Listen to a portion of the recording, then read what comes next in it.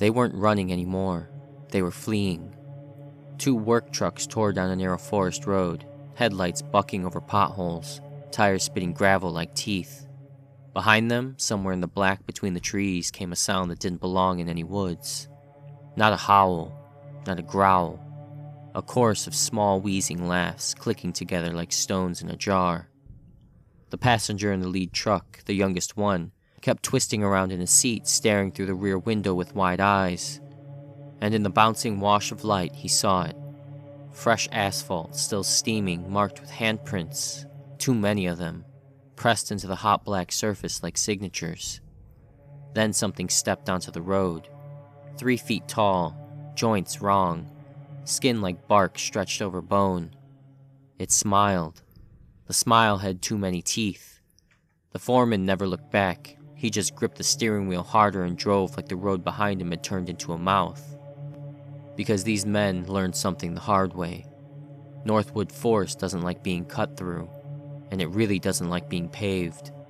But it hadn't started with a chase. It started with a simple job. They called it resurfacing because that word sounds clean.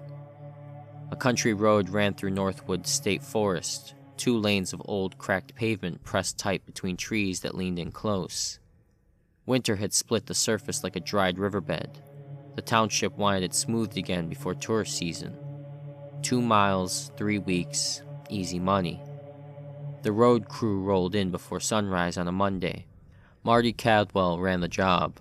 Foreman, clipboard, thermos. The kind of man who trusted permits, schedules, and torque specs more than rumors. Wade rode in the second truck. Loud even at dawn, sunflower seeds in his cheek and a joke for everything. Cruz kept his ear protection around his neck even when the machines were silent, like he didn't trust quiet. Tanner, the youngest, still learning the rhythm of real work, still trying to prove he belonged. Fog sat low in the forest, thick as breath on glass. The trees stood close enough to make the road feel narrower than it was. The crew got to it. Steel, heat, diesel. The milling machine chewed the old surface down. The trucks hauled the broken black chunks away. The paver waited like a patient animal, ready to lay new skin over old bone. By late afternoon, the first strip of fresh asphalt stretched dark and smooth through the trees. Marty called it. Same spot tomorrow, he told them. Lock it up, chains on fuel caps, keys in my truck. They did what they were supposed to do. They parked the equipment on the widened shoulder. They locked it. They chained it. Then they drove out of Northwood while there was still light. And the forest stayed behind, quiet and watchful, like it was waiting for the men to leave so it could move around in peace. Tuesday morning they came back early. The paver sat where they left it, but it didn't look right. Marty stepped out of his truck and stopped so suddenly the others nearly walked into him. The engine cover was open, not unlatched, not casually lifted. Pried. The metal edge was bent like someone worried it with stubborn hands. Could bears have done this? Cruz walked around the back and made a noise that wasn't a word. He pointed down. Track pads were missing. Not broken, not torn off. Removed. Cleanly. Tanner blinked hard. Who steals track pads? Marty leaned into the open compartment and felt cold settle behind his ribs. The wiring wasn't just damaged. It was braided into a tight knot. Not tangled by chance. Tied. Like small hands had sat in the dark and calmly made sure the machine could not move. Marty shut the engine cover with a slam that echoed into the trees. He called the sheriff. A deputy showed up, took pictures, and scratched his chin, and said the same thing people always say when they don't want the world to be strange. Probably kids, probably bored, probably nothing. But the deputy's eyes kept shifting to the forest line like he expected something to step out and laugh at him. Nothing did. Not in daylight. The crew replaced what they could, and they worked late to catch up. The forest seemed to drink the sound of the machines, swallowing it as the sun slid lower. That evening, Marty doubled everything. Locks, cables, a thick chain through the paver's frame. He told himself metal was truth. He told himself truth held. He left before the sky went fully dark, and the Northwood listened to the taillights fade away. Wednesday morning, the chain was still there. That was the problem. Because it hadn't been cut, it had been opened. Each link separated at its weld like it had been warmed and peeled apart. Neat, clean, patient, wrong. Wade stood there with his mouth open, sunflower seeds forgotten. How? Cruz didn't speak. He was staring at the paver's hood. Marty followed his gaze and felt the air leave his lungs. A small pyramid of smooth river stones sat right where Marty's hand usually went when he climbed up. Not random gravel, not road rock. River stones, polished and pale, stacked carefully. On top of the pyramid was a pine cone snapped in half, oozing sap that glistened in the morning light. Tanner leaned closer before anyone could stop him. Is that a warning? Wade laughed once, too sharp. It's a joke. Somebody's got time. Marty didn't laugh. Don't touch it, he said. Cruz frowned. Why? Marty swallowed. Because it's arranged. That was the only word that fit. Arranged. Like a message written in a language of patience. They didn't have a translator for that kind of message. Marty used a shovel to push the stones off the hood. They clattered to the shoulder and rolled into the ditch. No one liked the sound they made. It sounded like knocking. They got to work, and for a few hours the day pretended to be normal.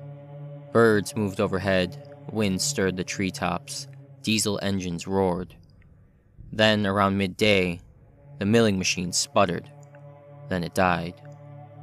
Tanner checked the fuel line and went pale. It's packed. Packed with what? Marty asked, already knowing it wouldn't be good. Tanner pulled the line free and shook it. A tight plug fell in his glove.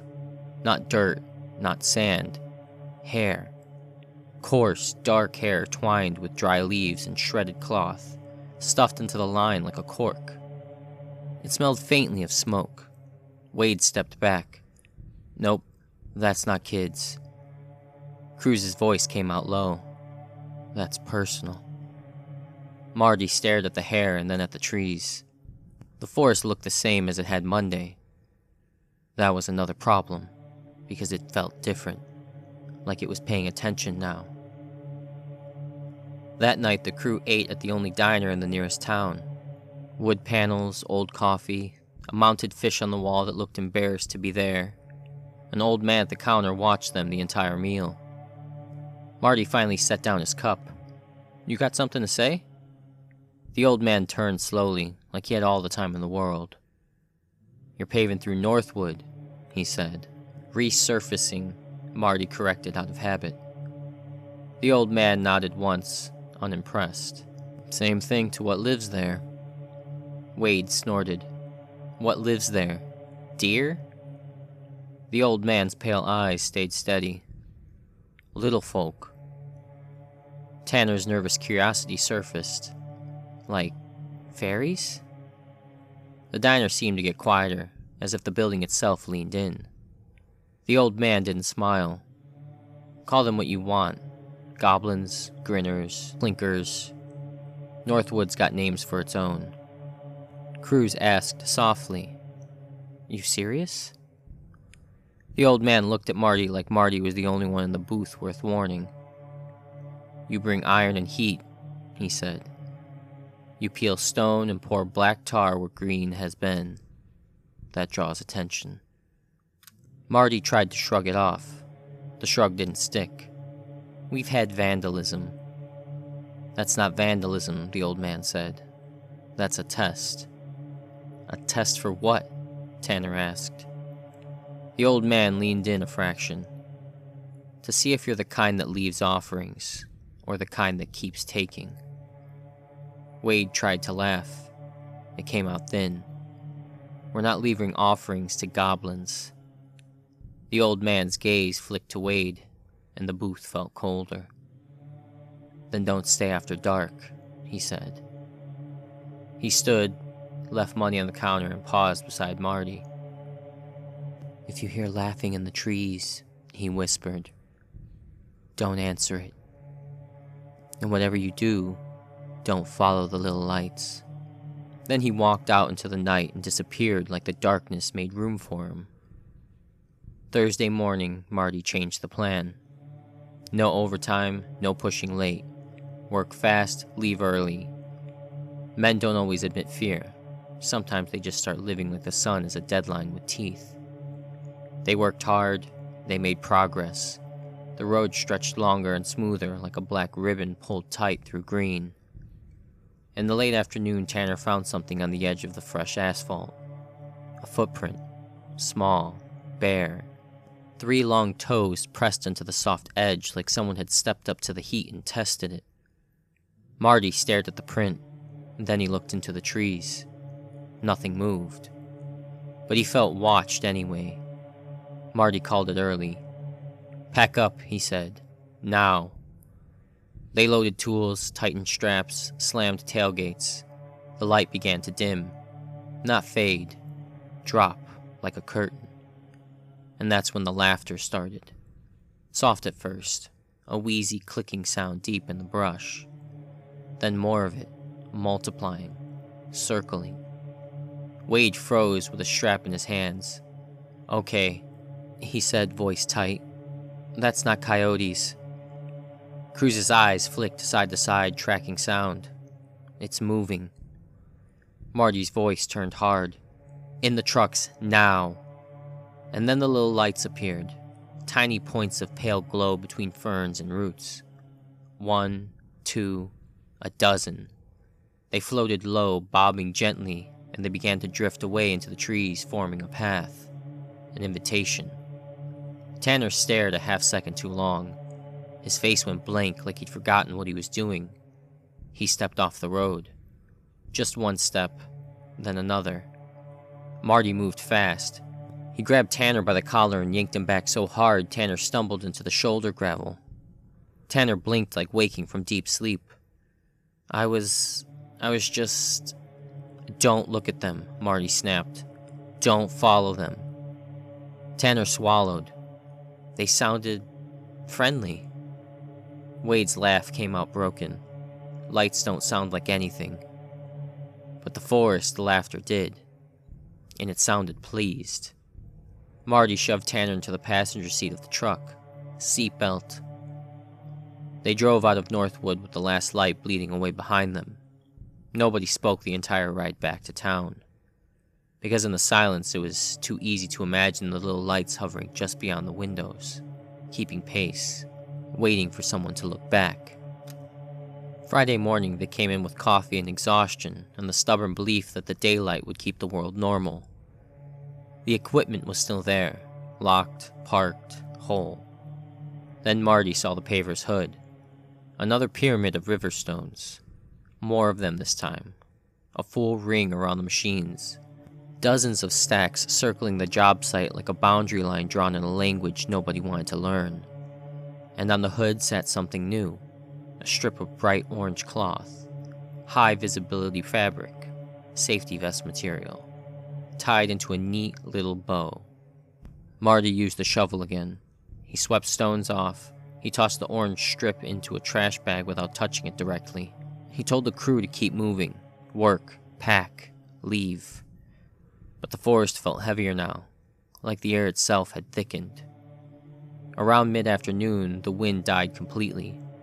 No birds, no squirrels, no normal forest sounds, just machines and breath. And then the paver made a strange noise, a clunk, then another. Marty looked down and saw sap on the step, fresh, sticky, dripping. Like the pine cone from the altar had been pressed there, smeared there, left there. Marty wiped it with a rag and felt a shiver run up his arms anyway. Sap doesn't appear on steel by itself. Not like that. Not in a straight line. Not like a trail. Marty looked toward the trees. For a moment, he saw something move low behind a trunk. A shape too quick to be a deer. A head too large. A grin too wide. Then it vanished, leaving only the feeling that it could come back whenever it wanted. They finished the last stretch as the sun dipped toward the treetops. Marty didn't hesitate. Pack up, now. Straps snapped, toolboxes slammed, engines turned. They were halfway loaded when the light dropped again. Fast, unnatural. And the laughter returned. Not one voice, many. A chorus of wheezing, clicking giggles circling the site like something running in the brush fast and low. Wade whispered, "This is the part where people die in movies." Marty didn't answer. He just pointed. Trucks, now. The little lights appeared, dozens of them, more than before. They floated along the ditch line, bobbing and weaving, forming a clean path into the trees. A path that looked easy, safe, almost warm. Tanner's eyes locked onto them like they were magnets. His hands stopped moving. His feet shifted toward the ditch. Marty grabbed him again, harder this time. "No!" Tanner's voice sounded distant, like it belonged to someone else. "They want to show something." Wade's face went pale. "Tanner, don't!" The laughter sharpened. The first goblin stepped into the edge of the headlights. It was about 3 feet tall, skin like bark, joints wrong, head a little too large, tilted as if listening. Its eyes were black and glossy, reflecting the truck lights like oil. And then it smiled. Too many teeth, crowded and wet. Another appeared, then another. They didn't rush in like animals. They moved like thieves who knew exactly what to take. One darted in and slapped the side of the toolbox, making it ring. Another yanked a strap loose with quick hands. A third clambered onto the milling machine and chittered with delight, tapping its knuckles on the metal like it was playing an instrument. Cruz stumbled toward his truck, fumbling his door handle with shaking hands. Wade swung his crowbar once, a wild arc, more panic than aim. The goblins danced back, laughing harder, as if the fear fed them. Marty shoved Tanner into the passenger seat and slammed the door. Tanner fumbled, eyes still trying to drift toward the lights. Marty ran to the driver's side and got in. The engine turned over. The goblin shrieked. Not fear, anger, as if the sound of the truck starting offended them. One goblin stepped onto the fresh asphalt. Its bare foot smoked from the heat. It hissed. Then it grinned wider, like pain was part of the fun. It pressed its palm into the hot black road. A dark handprint remained. Another goblin did the same, and another. Handprints appeared in quick succession, a line of them like signatures, like a claim. Wade's eyes flicked toward the little lights again. For a split second, his face went blank. His hand loosened on the crowbar. His body angled toward the ditch like it had forgotten the truck existed. Marty reached across the cab and grabbed Wade's wrist hard enough to leave bruises. Wade blinked, snapped back like he'd been slapped awake. He lunged into the back seat, scrambling for the door. Marty floored it. The tires screamed. The truck lurched forward, fishtailing over gravel. Cruz's truck followed, engine roaring, lights bouncing. As the lead truck pulled away, the headlights swept across the job site one last time. A goblin stood on top of the paver, arms raised like a king on a stolen throne. And behind it, deeper in the trees, something larger shifted. It didn't step into the light. It didn't need to. Its presence made the goblin's laughter change. Smaller, respectful, like children showing off for something older. Then the curve of the road swallowed the job site, and Northwood swallowed the rest. The township never got the equipment back. The sheriff filed it as theft and vandalism, because reports don't come in with a checkbox for forest goblins. The crew quit the contract and ate the penalty fee. Marty took a different job in a different county. Cruz started sleeping with a fan on because silence began to feel crowded. Tanner didn't talk about the lights, not directly, not ever. But he stopped hiking, stopped camping, stopped walking near the tree lines at dusk. Wade tried the hardest to laugh it off. That's what Wade did. Until weeks later, he was driving on a totally different road miles from Northwood when he hit a pothole hard enough to rattle his teeth. Under the truck, something thumped. Not like a rock kicked up, like a hand slapping metal. Wade pulled over, heart punching his ribs, and got out. On his rear bumper sat a smooth river stone, balanced perfectly. On the stone was a smear of sap, and stuck in the sap was a strip of bright orange thread, high visibility fabric, safety vest, a reminder. Wade stared at it for a long time, and then he got back into his truck and drove home without turning on the radio. Because when the radio was off, the cab wasn't quiet, not truly. Somewhere behind the engine hum, Wade could hear it. A faint clicking sound, like small teeth tapping together. And as the sun set and the road turned black ahead of him, Wade saw a tiny pale light blink in on the brush beside the highway. And then another. And then another. Not chasing. Not yet. Just watching. Waiting. Because if anyone ever drives a forest road at dusk and sees little neat piles of river stones stacked along the shoulder, arranged like careful little prayers, that isn't decoration. That's a boundary. And Northwood is reminding the world politely who the road belongs to after dark. Thanks for listening. Like and subscribe for more. And if you see little lights in the woods at dusk, keep driving. Good night.